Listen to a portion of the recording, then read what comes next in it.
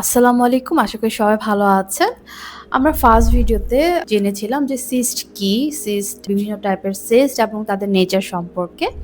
আজকের ভিডিওতে আমরা জানবো যে সিস্ট কেন হয় বা সিস্ট হলে আমরা কি সাইন সিম্পটম ফেস করতে পারি বা সিস্টের ডায়াগনোসিস, ট্রিটমেন্ট কিভাবে করা হয়ে থাকে, আপনার কিরকম লাইফস্টাইল লিড করা উচিত এবং বিভিন্ন ধরনের মিথস যেগুলো আছে সেগুলো নিয়ে কথা বলবো।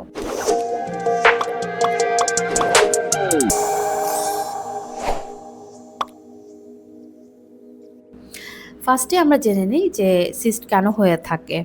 এক নম্বর ফিমেল বডিতে বিভিন্ন ধরনের হরমোনস রয়েছে।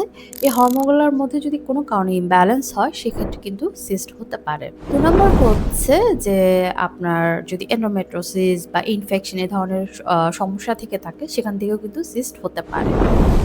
তারপর রয়েছে আনহেলদি লাইফস্টাইল, মানে আপনি বাইরের ফাস্ট ফুড, জাঙ্ক ফুড খুব বেশি পরিমাণে খাচ্ছেন। আপনার ভেজিটেবলস, ফ্রুটস এগুলো আপনার পর্যাপ্ত পরিমাণে খাওয়া পড়ছে না। সেক্ষেত্রে কিন্তু সিস্ট হতে পারে। তো দেখা যাচ্ছে যে স্ট্রেস, আপনি একটা খুব স্ট্রেসফুল লাইফ লিড করেন, সেক্ষেত্রে আপনার বডির কর্টিসল লেভেল হাই হয়ে যাবে এবং সেখান থেকে কিন্তু আপনার সিস্ট হতে পারে। আমরা পর্যাপ্ত পরিমাণে ঘুমাই না। দেখা যায় যে ৭ থেকে ৮ ঘন্টার যে ঘুমটা দরকার সেটা আমাদের হয় না। তো এটাও একটা কারণ হতে পারে।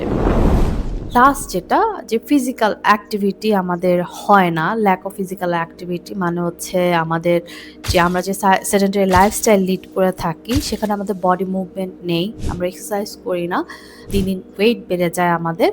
ফলে এখান থেকেও সিস্ট হতে পারে। সিস্ট হলে কি ধরনের সাইন সিম্পটম আমরা ফেস করতে পারি? অনেক সময় দেখা যায় যে সিস্টগুলো আমাদের বডিতে সাইলেন্টলি থেকে যায়। আমাদের কোনো সেরকম সাইন সিম্পটম আমরা ফেস করি না।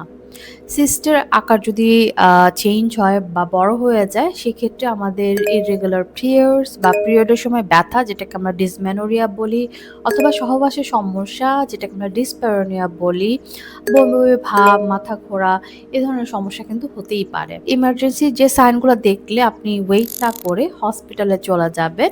সেটা সিস্ট যখন বড় হয়ে যায়, যদি এটা ফেটে যায় বা টর্শন হয় মানে ঘুরে যায়, তখন কিন্তু সেই ক্ষেত্রে বমি বমি ভাব বা বমি হওয়া বা অতিরিক্ত পেট ব্যথা করা, ব্লিডিং হওয়া বা অনেক সময় ব্লাড প্রেশার কমে গিয়ে কিন্তু শকও চলে যেতে পারেন। এই সময়গুলাতে আপনি অবশ্যই ওয়েট করবেন না। আপনি নিকটবর্তী কোনো হসপিটালে চলে যাবেন এবং রেজিস্টার্ড কোনো ডক্টরের পরামর্শ নিবেন। সিস্ট আমরা ডায়াগনোসিস করি কিভাবে? আল্ট্রাসাউন্ড করে আমরা খুব ইজিলি ডায়াগনোস করতে পারি। এছাড়া কিছু হরমোন প্যালেন্ট রয়েছে, সেগুলোও করা যেতে পারে। আমরা যখন সিস্ট ডায়াগনোস করে ফেলি, ট্রিটমেন্টের জন্য আমরা কি করে থাকি? ফার্স্টে আমরা বলি আমাদের লাইফস্টাইল ঠিক করার জন্য। মানে আপনার খাবার-দাবার, ফিজিক্যাল অ্যাক্টিভিটি, নিউট্রিশন, ঘুম সবকিছু ইমপ্রুভ করতে হবে। ওয়েট রিডিউস করতে হবে। তাহলে দেখা যায় যে সিস্টগুলো আছে জাস্ট ওয়েট অ্যান্ড ওয়াচ করলেই ফিউ মান্থস এর মধ্যে এভাবেই চলে যায়। কোনো কিছু করা লাগে না। অনেক সময় দেখা যায় যদি ইরেগুলার পিরিয়ডস থাকে আমরা পিল দিয়ে থাকি। যদি ব্যথা হয়ে থাকে তাহলে ব্যথার ওষুধ দিয়ে থাকি। কিছু, কিছু ক্ষেত্রে কিন্তু আমাদের সার্জারি লাগতে পারে। সিচুয়েশন গুলো যদি সিস্টের সাইজ বড় হয়ে যায় বা যদি টর্শন হয়ে যায়, সিস্ট ফেটে যায় বা যদি ক্যান্সারের মতো হওয়ার কোনো লক্ষণ থাকে, সেক্ষেত্রে অবশ্যই অপারেশন করে ফেলতে হবে এবং সেক্ষেত্রে আমরা ল্যাপারোস্কোপি খুব সিম্পল একটা অপারেশনের মাধ্যমে এই সমস্যার সমাধান করতে পারি। সিস্ট নিয়ন্ত্রণে আমাদের লাইফস্টাইলটা কেমন হওয়া উচিত? আমাদের দৈনন্দিন খাবারের মধ্যে অবশ্যই শাকসবজি, ফলমূল এই ধরনের খাবারগুলা ইনক্লুড করতে হবে। রেগুলার ফিজিক্যাল এক্সারসাইজ করতে হবে, সাথে মেডিটেশন করতে হবে যাতে আমরা একটা স্ট্রেস ফ্রি লাইফ লিড করতে পারি। ঘুমটা খুবই ইম্পর্টেন্ট। ৭ থেকে ৮ ঘন্টা আমাদের প্রতিদিন ঘুমাতে হবে এবং বাইরের যে প্রসেস জাঙ্ক ফুড রয়েছে এগুলা খাওয়া অ্যাভয়েড করতে হবে। আমাদের বাচ্চাদেরও এইসব খাওয়া থেকে দূরে রাখতে হবে।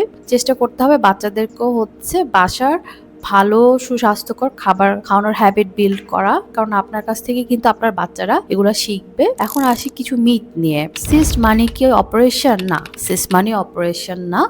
অনেক সিস্ট সাইলেন্টলি থাকে, এটা জাস্ট ওয়েট অ্যান্ড ওয়াচ করতে হয় এবং মনিটর করতে হয়। তো এইভাবেই ঠিক হয়ে যায়। সিস্ট মানে কি ক্যান্সার? না, ম্যাক্সিমাম ক্ষেত্রেই সিস্ট থেকে কখনোই ক্যান্সার হয় না। সিস্ট হলে কি গর্ভধারণের সমস্যা হয়? না, এরকমও কোনো কিছু নেই। তবে অবশ্যই আপনার একজন ডাক্তারের আন্ডারে মনিটরিং এর মধ্যে থাকতে হবে। সুচিকিৎসা, সুস্বাস্থ্যকর খাবার এবং হচ্ছে একটা সঠিক লাইফস্টাইল মেইনটেইন করলে কিন্তু আপনি আপনার সিস্টকে নিয়ন্ত্রণে রাখতে পারবেন এবং আপনি ভালো থাকতে পারবেন। ভিডিওটি ভালো লাগলে লাইক, শেয়ার, কমেন্ট করে আমাদের সাথে থাকবেন যাতে সবাই এই ইনফরমেশনগুলা জানতে পারে এবং অবশ্যই আমাদের চ্যানেলটাকে সাবস্ক্রাইব করে দিবেন। ধন্যবাদ, ভালো থাকবেন।